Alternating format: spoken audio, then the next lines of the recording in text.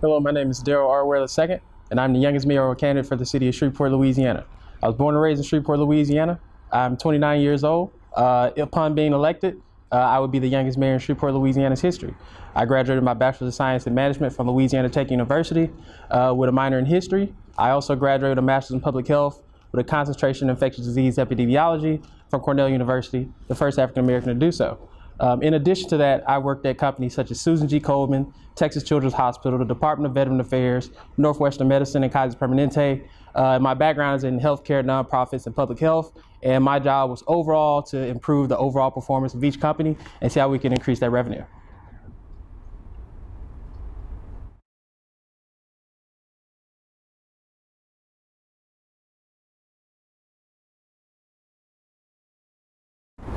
Yeah, great question.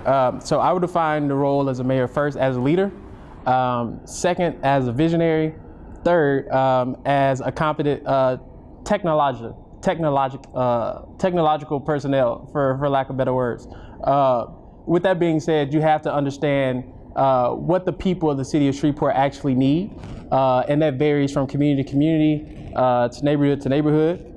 That's number one in being a leader. Second, in addition to that, as a visionary, understand where the city is, where the city has been, and where it should go in the future. And understanding that today's markets do not match the future predictions or past predictions. As you can see, the pandemic is something that you couldn't predict, and stock prices rise and fall every day.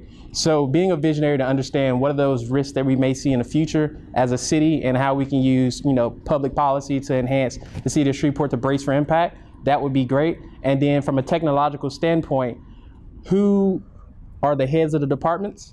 From the day-to-day, how do these operations impact the everyday person in the city of Shreveport who gets up, put their children in their clothes, take them to school, goes to work, come home, creates dinner?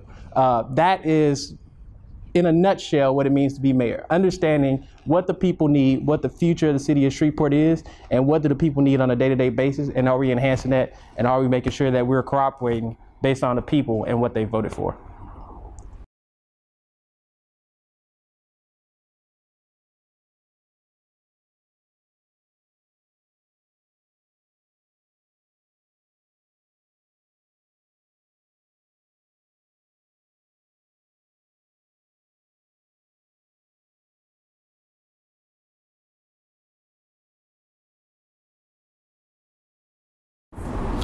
Sure. So of those organizations that I mentioned, most of them are the largest based on revenue and overall customer rollouts. So Kaiser Permanente has millions of members, which was the reason I was attracted to them.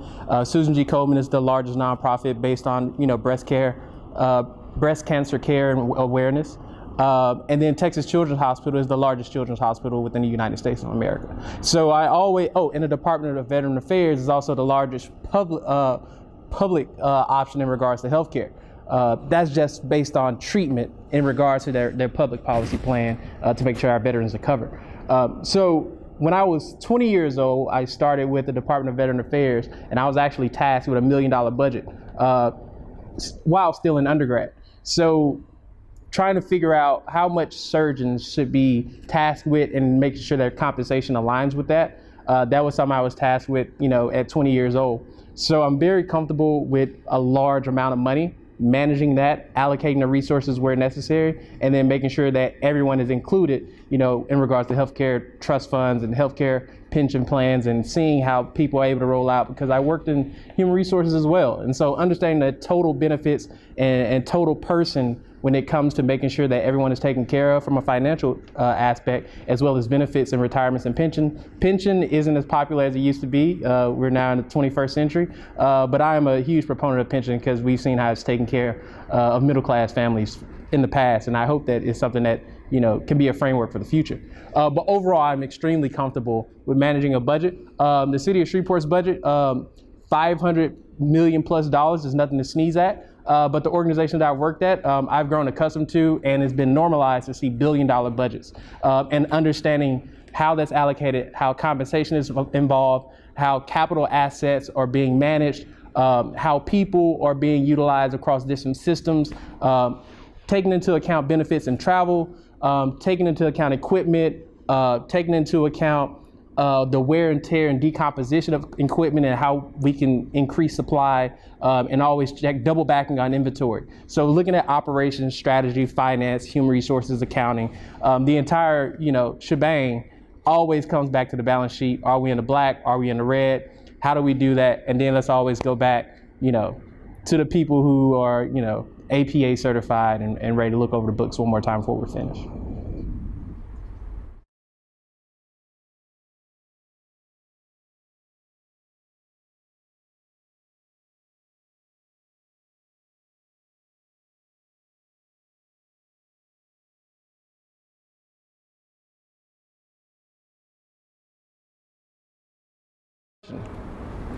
That is a great question. So first and foremost, understanding that the city of Shreveport exists to serve the citizens that live within the city of Shreveport. So there are two factors, at play here, right? It's the employment of people at the local level within the city of Shreveport, and it is also the optimization of services and how effective we are in managing, trash and disposals. We'll use that as an example.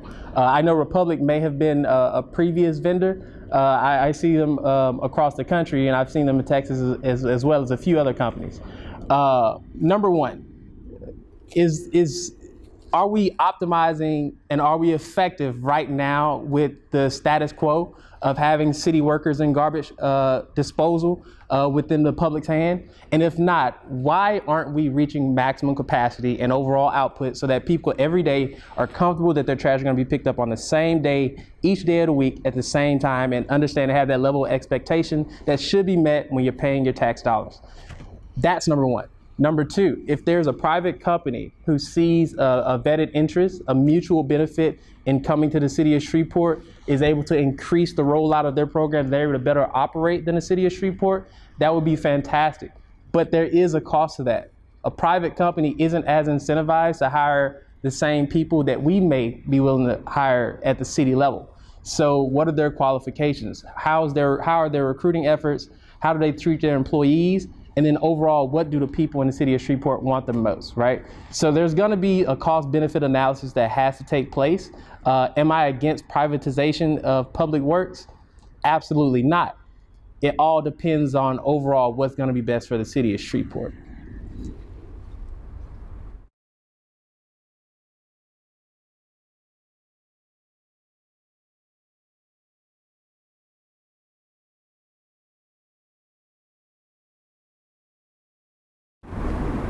Yeah, so speaking of budgets, if I'm not mistaken, public safety takes up the largest chunk, based on the recent budget of 2021.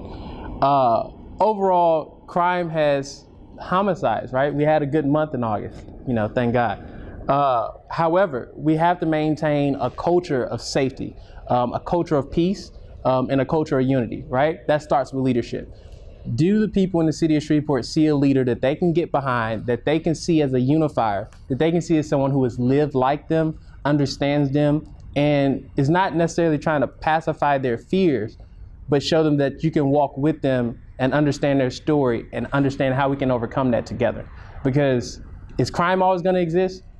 More than likely. Are we going to be able to navigate, and are we going to be able to persevere? That's the question. And do you feel better about persevering with a strong leader or a leader who, you may not have as much in common with, and who may not understand, what a homicide may mean to this family, what a carjacking may mean to this family, or what does, public destruction of property may mean to this family. So when it comes to, reducing crime, number one, you have to hire and retain more police officers. There is a huge shortage of police officers within the city of Shreveport. Caddo Parish deputies are trying to fill in where they can, and then you also have to bring in the feds when you can. In addition to that, you have to improve community policing. There has been recent efforts to do that, but there has to be more trust. It has to be a mutual relationship of trust within communities, and that varies from community to community. And last but not least, you have to invest in community programs that prevent crime in the first place. A lot of these people who commit crimes are people who have resulted to a life of crime. I would like to believe, because it's the worst case scenario and they would not do it otherwise. That's not always the case. And for those people, we have a place for them.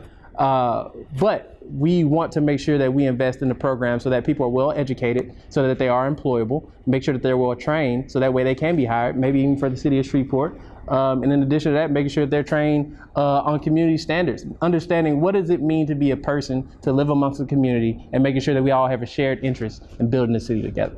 So that's my answer.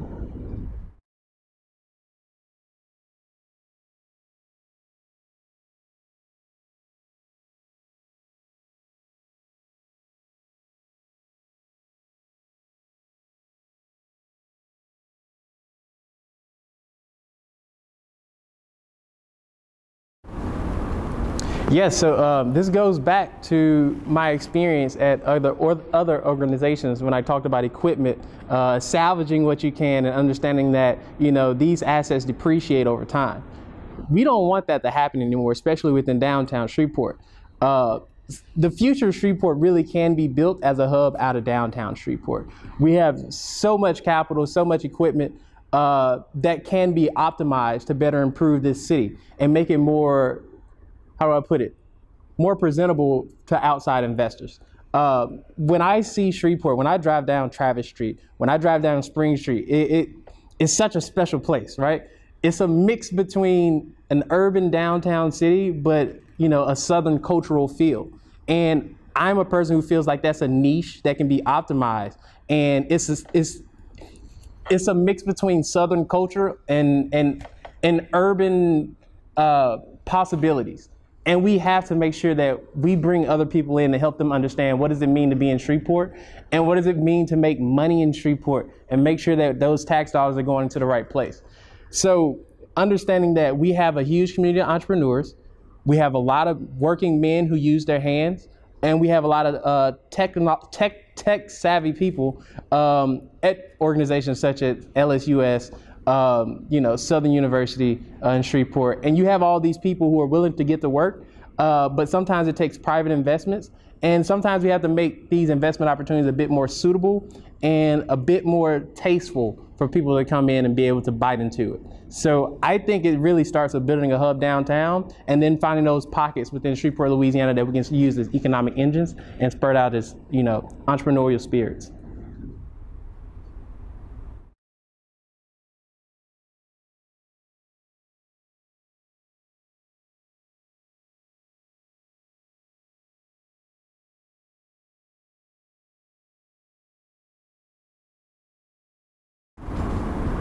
Yes, I think this would be one of the funnest parts of the job, right? This is where ideation comes to play.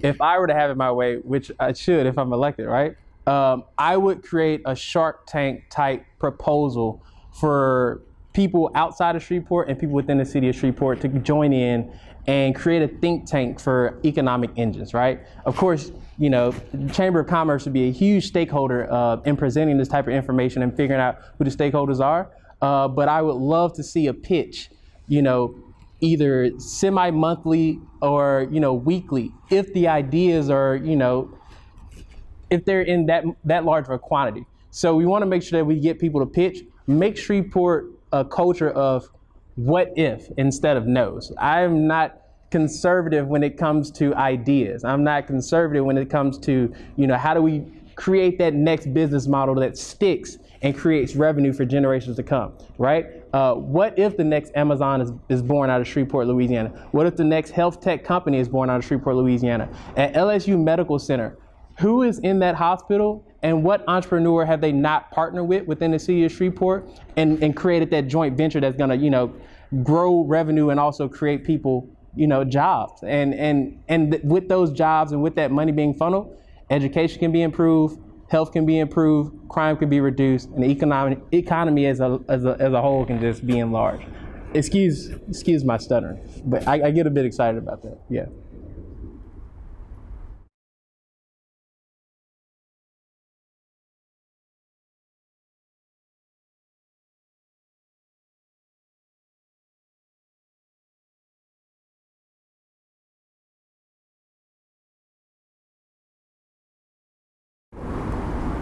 Yeah, so luckily that's a decision I don't have to make by myself. However, I do feel like I may be a bit more critical when it comes to hiring people for positions with a ton of responsibility. So number one, you have to look at that person's background. Are they from the city of Shreveport? How much buy-in do they have within the city of Shreveport and the future of the city of Shreveport? Is this just another stepping stone for them, or is this something that they want to stick with and grow with within the city of Shreveport? That's number one. So their background, and how are they inspired to take on this job? Number two, their past work experience. Have they done the operational work that we're asking them to do? Do they understand the vision and the strategy of where we're trying to go? And do they buy into that? And then also looking, will they fit inside the culture within the city of Shreveport and within the government? Upon that, as always, I'm not a dictator. It comes back to city council and saying, do we all agree that this would be the right person? I'm not, hey, I want my uncle to run this over here. I want my, cousin. I don't work like that. I'm not a big fan of nepotism, but I do believe in giving people objective opportunities. I'm going to hire the best person with the best personality for each opportunity. And I just hope that me and City Council will be able to get on the same page and make sure that we hire the best and the brightest for the city of Shreveport.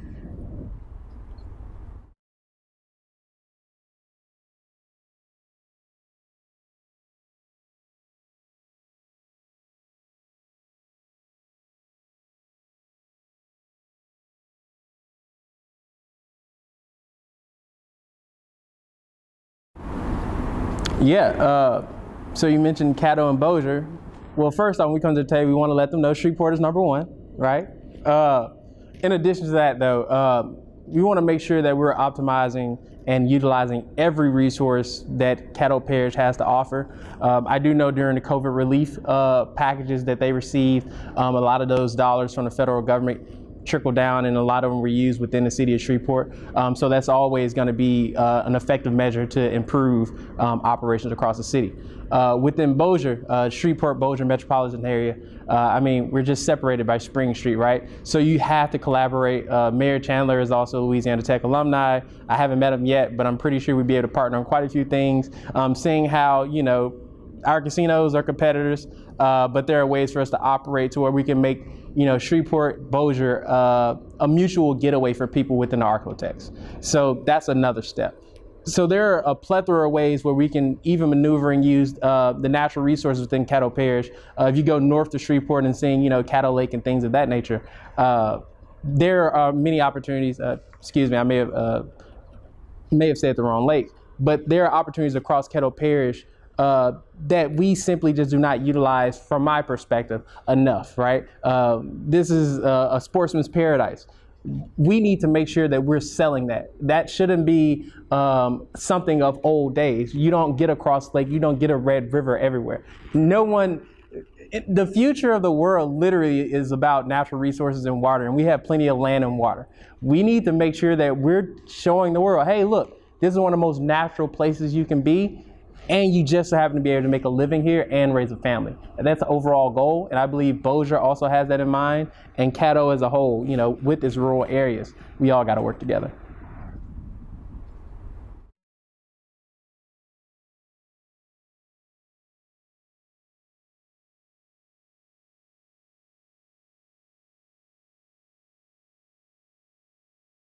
Yeah, so before I speak on, this, understand that I don't have a formal breakdown or roadmap of how this plan came to be. I've only been able to see bits and pieces. With that being said, number one, I'm not sure how it has impacted the neighborhood of Allendale, but I do understand that historically within cities like New Orleans and other major metropolitan areas, inner city connectors have left some communities out. And I would like to take whatever steps possible to make sure that Shreveport, Louisiana does not repeat the same mistakes of our sister cities in the past. With that being said, I do see I-49 as a potential economic engine that can decrease obstacles for transport, decrease obstacles for transportation, and make a more convenient roadway just for Shreveport, for the day-to-day person, right? There's nothing like having to get off the freeway and then make these unnecessary lefts and rights that we've been making since forever, right? But overall, if you look at every major city with a strong economy, there's always a loop, right? There's a loop everywhere. Houston, there's a loop. Chicago, there's a loop. New York, there's a loop. Los Angeles, there's a loop. So making sure that we have an infrastructure and a state highway that interacts with the local infrastructure the way that I-49 connector can do, I think it'll be great. Now, when would it be finished? You have to talk to the legislators about that.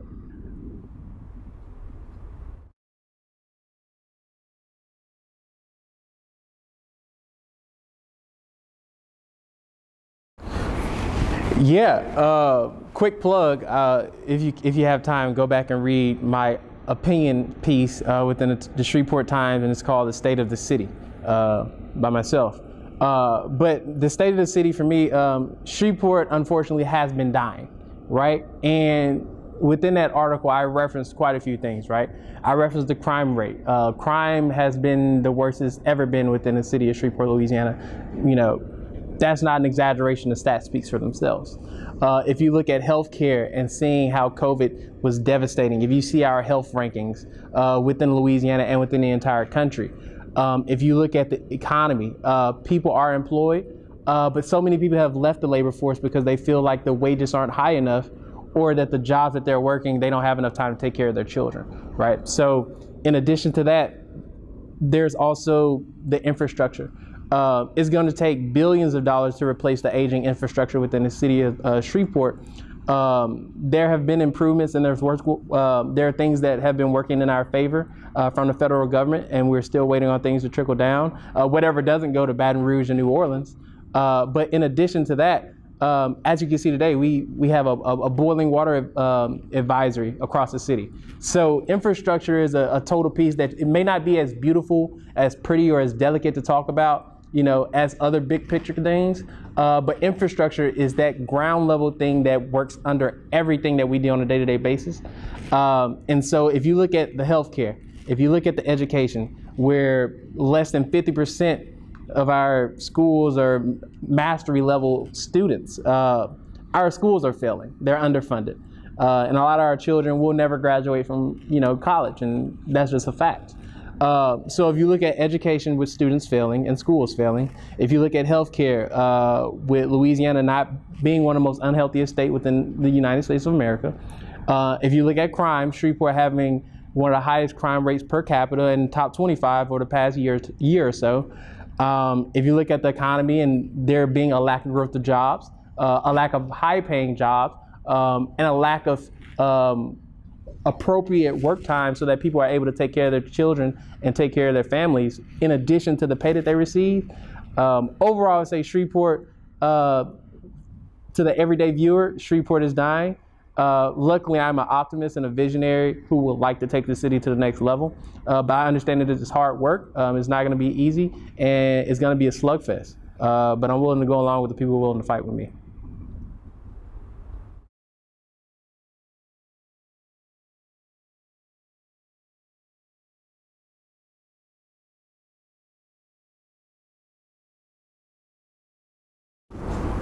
Sure. So my priorities, and this is my platform overall, to reduce crime, to improve the infrastructure, and to build a better economy. How do we do those things?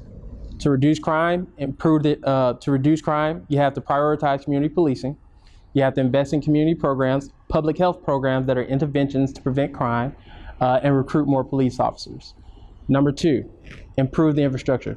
Remove blight in underserved communities that will in turn also reduce crime.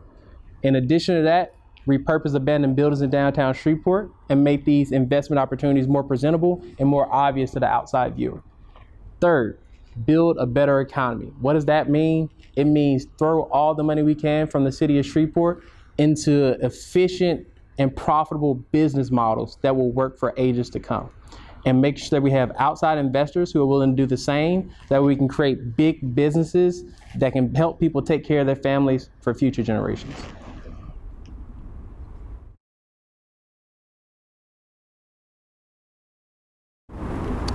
Yeah, I think this city has a lot of potential. I really don't understand why it hasn't reached its full potential yet. Again, I'm a person who is a huge fan of the city of Shreveport, Louisiana. Again, this is one of the most beautiful cities I've ever been to. You name the cities, I've been to them all. This is one of the most beautiful cities you can find. but we have to make sure this is presented to the world. These things aren't captured enough, not in the media, not on social media, not in the papers. We have a ton of talented youth here.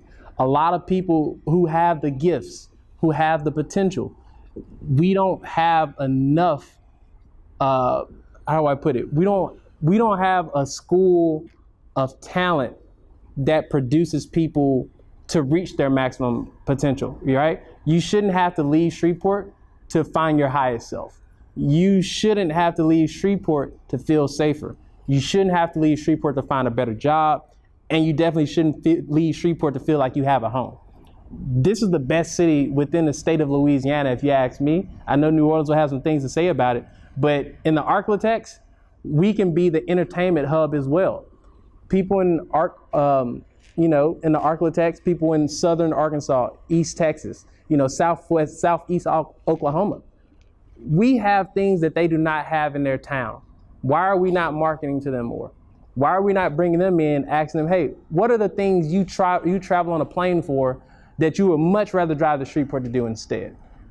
What are the things that make Shreveport different from home? What are the stores that you like to go to? Because everyone doesn't want to order from Amazon. There are a ton of ways where we're missing so many opportunities. But again, I haven't been in a position to make my ideas heard or to make sure that I put the work behind that. So maybe a little bit more than you asked for. I have a ton of more things to say. All I have to say is that Shreveport has not reached its height yet. That's what I have to say. Yeah.